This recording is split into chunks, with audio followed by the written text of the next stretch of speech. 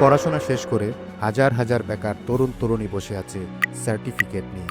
তাদেরকে অনেকেই জিজ্ঞেস করে পড়াশোনা শেষ করেছো, এখন কি করবে? আমাদের দেশের প্রেক্ষাপটে এই প্রশ্নটা একটা আতঙ্কের নাম।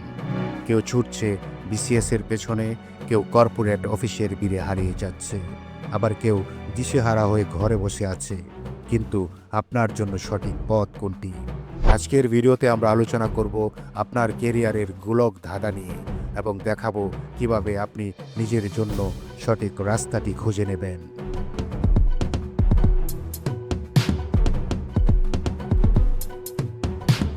শুরুতেই একটা কথা পরিষ্কার করা ভালো, সবার জন্য বিসিএস নয়, আবার সবার জন্য ব্যবসাও নয়।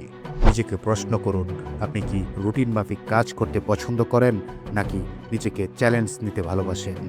যদি আপনি স্থিতিশীলতা চান, তবে সরকারি চাকরি বা ভালো কোনো কর্পোরেট অফিসে আপনার লক্ষ্য হতে পারে।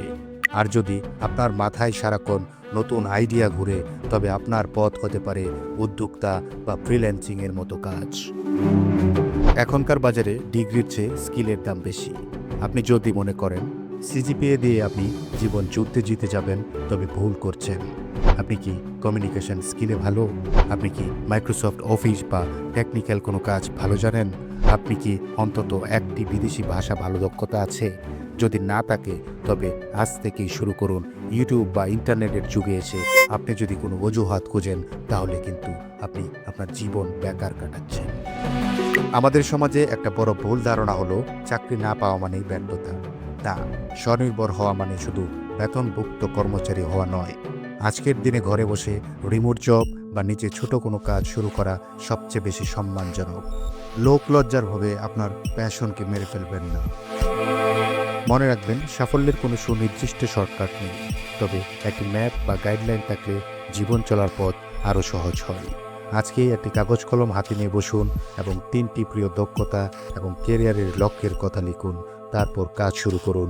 মুক্ত পথে হাঁটতে হলে প্রথম পদক্ষেপটি কিন্তু আপনাকেই ফেলতে হবে।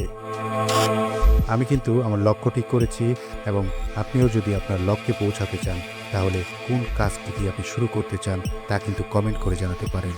আর ভিডিওটি শেয়ার করে কিন্তু তাদেরকে দেখাতে পারেন যারা কেরিয়ার নিয়ে বেশি দুশ্চিন্তায় আছে।